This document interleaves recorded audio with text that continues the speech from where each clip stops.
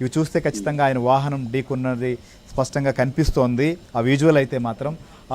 ఇప్పుడు దీనికి సంబంధించి కూడా ఎలాంటి చర్యలు తీసుకోవాల్సినటువంటి పరిస్థితి ఉంటుంది? లీగల్గా దీన్ని ఒకసారి పరిశీలించినప్పుడు మీకున్నటువంటి ఏదైతే అనుభవం రీత్యా కూడా చూస్తే ఎలాంటి సెక్షన్ల కింద కేసులు పెట్టేటువంటి అవకాశం ఉంటుంది? ఎవరి మీద చర్యలు తీసుకునే దానికి ఛాన్స్ ఉంటుంది? డెఫినెట్గా అండి. ఇప్పుడు మనం ఈ పర్యటన అనేది ముస్తు గమనించినట్లయితే రాజకీయ ప్రేరేపితమైనటువంటి ప్రచారంగా పర్యటనగా మనం భావించాల్సి ఉంటుంది. ఎందుకంటే వాళ్ళు ఎప్పుడైతే ప్రోగ్రామ్ ఫిక్స్ చేశారో అప్పటికే పోలీసు వారు వారికి సరైనటువంటి ఉత్తర్వులు ఇస్తూ కొంచెం ఆంక్షలను విధిస్తూ బ్యారికేడ్స్ కూడా పెట్టినట్టు విధానం మన అందరం చూసాం. ఎందుకు చేశారు అంటే అదంతా కూడా ఆయన ఏదైతే పర్యటనకి వెళ్తున్నాడో ఆ పర్యటన ఎవరు ప్రభుత్వం యొక్క రోల్ ఉంది, అదే టీడీపీ వాళ్ళు అది చేశారు ఇది చేశారు అని చెప్పేసి ఉద్రేకపరమైనటువంటి ప్రజల మధ్య సృష్టించే విధంగా ఆల్రెడీ పర్యటన ముందుకే రాజకీయ లబ్ధి కోసం బిగినైనప్పుడే మనం గమనించాలి. కాబట్టి అప్పుడే ప్రజలందరూ కూడా ఎక్కువగా వస్తారు, ఒక ప్రేరేపితంగా వస్తారు, జంపు చేస్తారు, వాళ్ళు డంపు చేస్తారు, లేకపోతే వాళ్ళందరూ కూడా తీసుకొచ్చేసి ఏ రూపంలో ప్రేరేపితం చేస్తారు కనుక అవన్నీ ఆలోచించే పోలీసు వారు ఆంక్ష విధించారు లా అండ్ ఆర్డర్ దృష్టిలో పెట్టుకొని. అవన్నీ కూడా విస్మరించి ఆయన పర్యటన కొనసాగిస్తూ దాన్ని ఎక్కువ కార్లు మోతాదులో దాన్ని పర్యటనలో తీసుకురావటం, ప్రజల్ని తీసుకురావటం ఇదేదైతే చేశాడో ఆ సందర్భంగా ఎక్కడా కూడా పోలీసు వాళ్ళ ఆర్డర్ని డిజోబే చేసిన విధానం మనం ఫస్ట్ గమనించాల్సిన విషయం.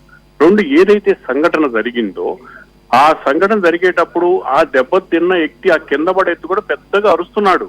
అతనితో పాటు అతను పక్కన వ్యక్తులు కూడా అరుస్తా ఉన్నారు. అంటే జగన్మోహన్ రెడ్డి గారికి తెలుసు, తర్వాత డ్రైవర్ గా తెలుసు, అట్లాగా ఊరేగింపులో నాయకులు ఎవరైతే వైసీపీ వాళ్ళు ఎవరైతే ఉన్నారో వాళ్ళకి తెలుసు.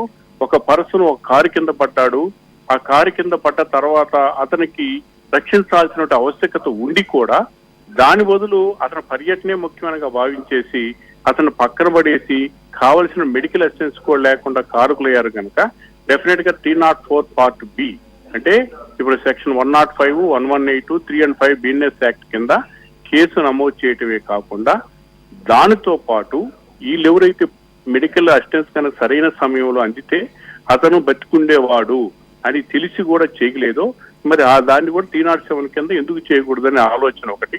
అట్లాగే ఒక సీన్ ఆఫ్ అఫెన్స్ జరిగిన సీన్ ఆఫ్ అఫెన్స్ నుంచి ప్రజల్ని పక్కదావ పట్టించడానికి, మభ్య పెట్టడానికి, మాకు సంబంధం లేదని చెప్పడానికి ఇవన్నీ 4 రోజులు చేసినటువంటి ఎవరైతే ఉండారో వాళ్ళందరినీ కూడా ఒక అఫెన్స్ ని కన్సీల్ చేయడానికి వాళ్ళు చేసిన ప్రయత్నాలు ఉన్నాయో దానికి సంబంధించి కూడా కేసులు నమోదు చేయాల్సిన అవసరం ఉంది. అన్నిటికన్నా డిజోబీడియన్స్ ఆఫ్ లా ఏదైతే పోలీసు వారు పోలీస్ యాక్ట్ కోడ్ కింద ఇచ్చినటువంటి పోలీస్ యాక్ట్ కింద ఇచ్చినటువంటి ఇన్స్ట్రక్షన్స్ ఏవైతే ఉన్నాయో వాటిని విస్మరించిపోయాడు గనక దానికి సంబంధించి కాన్సిక్వెన్స్ జరిగింది గనక జగన్మోహన్ రెడ్డి గారు ప్లస్ ఆయన డ్రైవరు అక్కడ ప్రేరితమైనటువంటి పాల్గొన్నవారు అతను ఎన్ని కూడా అందరూ కూడా దాని కింద వస్తారని చెప్పేసి నేనైతే అభిప్రాయం.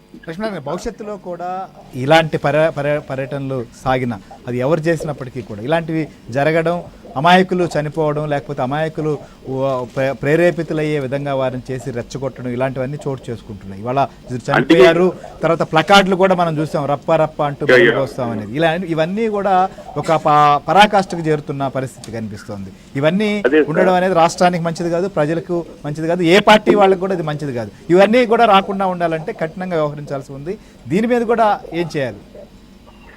అందుకే రాజకీయ ప్రేరితమైనటువంటి చేసేదానికే పోలీస్ కోడ్ అనేది పోలీస్ యాక్ట్ సెక్షన్ 30-31 కింద ప్రతి ఒక్కటి కూడా రిస్ట్రిక్షన్స్ ఇచ్చి మేము కూడా ఇప్పుడు మీరు చూడండి అమరావతి పాదయాత్ర కూడా ఎన్నో రిస్ట్రిక్షన్స్ పెట్టారు, ఎన్నో రిస్ట్రిక్షన్స్ పెట్టారు. కనీసం మైక్ కూడా ఉపయోగించుకోవడానికి లేదు, చేసినా కూడా ఒబిడియన్స్ చేసి ప్రాంతీయతంగా తీసుకొచ్చారు.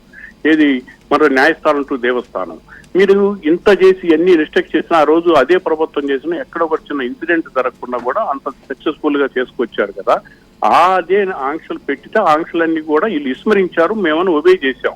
సో విస్మరించడమే కాకుండా మీరు అదే ఇందాక చెప్పారు చూడండి, వాళ్ళు రప్ప అది ఇది అని చెప్పేసి ఏదో సమ్ కొటేషన్స్ చేస్తే దాన్ని మళ్ళీ ప్రేరేపితంగా జగన్మోహన్ రెడ్డి గారు దాన్ని మళ్ళీ మీడియాలో దాన్ని కంటిన్యూ చేస్తూ అది చేస్తారు, నా ద్వారే చేశారు, నా వల్లే చేశారన్న భావనలో జనాల్లో ఒక ఆలోచన కలిగించే విధంగా చేసినట్టు విధానం ఏదైతే ఉందో ఇక పర్యటనలు చేయటం అనే దాంట్లో చాలా వరకు రిస్ట్రిక్షన్ ఇవ్వటమే కాకుండా దానికి సంబంధించి మానిటరింగ్ చేసి వీడియోలు అక్కడ సీసీ కెమెరాల ద్వారా ప్రతి అంశం కూడా పోలీసు వాళ్ళు ఇమీడియట్ గా కార్లు సీజ్ చేసే పవర్ ఇమీడియట్ గా పోలీసు వాళ్ళు సంబంధించిన పవర్స్ ని ఎక్స్టెండ్ చేసే విధంగా కూడా కొన్ని గైడ్ లైన్స్ కూడా ఉన్నాయి. దాన్ని అమలు చేసే పద్ధతిలో చేసినట్లయితే ముందు ముందు కూడా ఏ ప్రభుత్వం చేసినా ఏ పార్టీ వాళ్ళు చేసినా సరే దీని అన్నిటి కూడా లా అండ్ ఆర్డర్ మెయింటెనెన్స్, ప్రజల క్షేమము, ప్రజల రక్షణ అనేది ఉంటుంది అయితే మనం భావించాల్సింది. రైట్, థ్యాంక్ యూ లక్ష్మీనారాయణ గారు. మీరు అన్నట్టుగా ప్రస్తుతం ఉన్న చట్టాలని కఠినంగా అమలు చేయడమే కాదు, మనం ఎలక్షన్ టైంలో కానీ మిగిలిన విఐపి పర్యటనలో కూడా ఖచ్చితంగా వీడియో ఫుటేజీ కూడా తీస్తారు. ఎక్కడ తప్పులు జరిగినా ఎక్కడ పొరపాట్లు చేసినా వారి మీద చర్యలు తీసుకునే అవకాశం ఉంటుంది. అలాంటి విధానాలు తీసుకురావాలి. అవసరమైతే మరిన్ని చట్టాలు కూడా ఇట్లాంటి యాత్రలు ఎవరు చేసినా, ఏ పార్టీ చేసినా, ఏ నాయకుడు చేసినా ఇలాంటి సంఘటనలు జరగకుండా చూసుకోవాల్సిన అవసరం కూడా ఉంది. ఇప్పుడు ఒక చిన్న బ్రేక్ తీసుకుందాం. బ్రేక్ తర్వాత గుంటూరు పోలీసులు ఏం చేయబోతున్నారో కూడా డిస్కస్ చేద్దాం. మనం చూసాం మొదటి రోజు దూరంగా విసిరేసినట్లుగా పడేసినటువంటి పరిస్థితి, తర్వాత ఆయన మృతి చెందాడు. అంటే ఇంత ఒక వ్యక్తి అక్కడ అడ్డొచ్చి ఆయన కారు దగ్గరకు వచ్చి అభివాదం చేసి అభిమానం తెలుపుకునేటువంటి ప్రయత్నం చేస్తే కింద పడిపోయి ఆయన తొక్కుకుంటూ వెళ్ళి ఆయన ప్రాణాపాయ స్థితిలో ఉన్నారనేటువంటి ఆ క్షణంలో కూడా చూసుకోకుండా ఏమాత్రం కూడా మానవత్వాన్ని కూడా ఇక్కడ ప్రదర్శించలేదు. ఒక సంఘటన జరిగినప్పుడు ఖచ్చితంగా అక్కడ బాధ్యత తీసుకోవాల్సినటువంటి అవసరం ఉంటుంది. బాధ్యతే కాదు, మానవత్వం చాటుకోవాల్సినటువంటి అవసరం మాత్రం చాలా ఉంటుంది. కానీ అదేమీ కూడా అక్కడ జరగలేదనేది స్పష్టంగా అర్థమవుతోంది. అంటే దీన్ని బట్టి ఆ పర్యటనలో ఇద్దరు మృతి చెందారు. అందులో ఈ వాహనాన్ని తొక్కుకుంటూ ఒక ఆయన అయితే ఇంకొక ఆయన ఆ వాహనంతో పాటు వెళ్ళి అక్కడ ఊపిరాడక అక్కడ జనంతో మధ్యలో చిక్కుకొని ఇంకొక వ్యక్తి కూడా చనిపోయాడు. అంటే ఇద్దరు చనిపోయారు. అందులో ఇది చాలా స్పష్టంగా జగన్ వాహనం